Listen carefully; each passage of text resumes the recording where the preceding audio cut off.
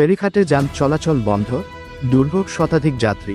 উত্তর পশ্চিম বঙ্গোপসাগরের সুস্পষ্ট লঘুচাপ ঘনীভূত হয়ে নিম্নচাপে পরিণত হয়েছে, যার প্রভাবে উপকূলীয় এলাকায় ভারী বৃষ্টি শুরু হয়েছে। সন্দ্বীপের রাস্তাঘাটে হাঁটুর সমান পানি, ব্যাহত জনজীবন ও যান চলাচল। গুপ্তছড়া ফেরিঘাটে 3 দিন ধরে বন্ধ ফেরি চলাচল, অবরুদ্ধ শতাধিক যান ও যাত্রী। আটকে পড়া যাত্রীরা মৌলিক সেবা পাচ্ছেন না, খাবার, পানি ও স্যানিটেশন ব্যবস্থা নেই। আমাদের লস হচ্ছে, আমরা কুরবানির সিজনটা পাচ্ছি না, কারণ আমরা এখানে আটকে আছি। আজকে আসছি 4 দিন যাবত, 4 দিন যাবত এখানে আসি। এখানে আর ফারাইতে পারতেছি না, সিঙ্গেল চলতেছে, ফেরি ছাড়তেছে না।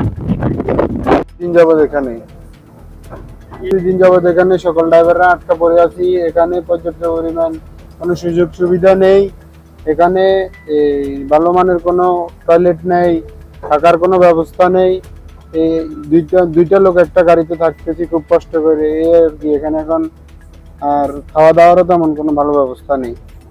এখন যদি এইটার কোনো ভালো ব্যবস্থা নেই প্রশাসন, তাহলে ড্রাইভাররা এখানে আসে উপকৃত হবে। আবহাওয়া অধিদপ্তর জানিয়েছে, আরও বৃষ্টিপাত ও সমুদ্র উত্তাল থাকার আশঙ্কা রয়েছে। ভুক্তভোগীরা প্রশাসনের জরুরি হস্তক্ষেপ চেয়েছেন নিরাপদ আশ্রয় ও খাদ্য সহায়তার দাবিতে।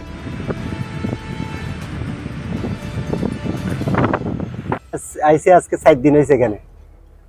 আজকে প্রায় এখানে বসে আছি 2 দিন, মাল আনলোড করে এখানে আইছি। কালকের দিন সারাদিন বসে রয়েছি, আজকে সারাদিন বসে রয়েছি। ফেরি চলতেছে না, যাইতে পারছে না। এখানে একটা টয়লেট নাই, একটা খানা ভালো হোটেল নাই, কিছু নাই। এই যে কষ্টতে আছি।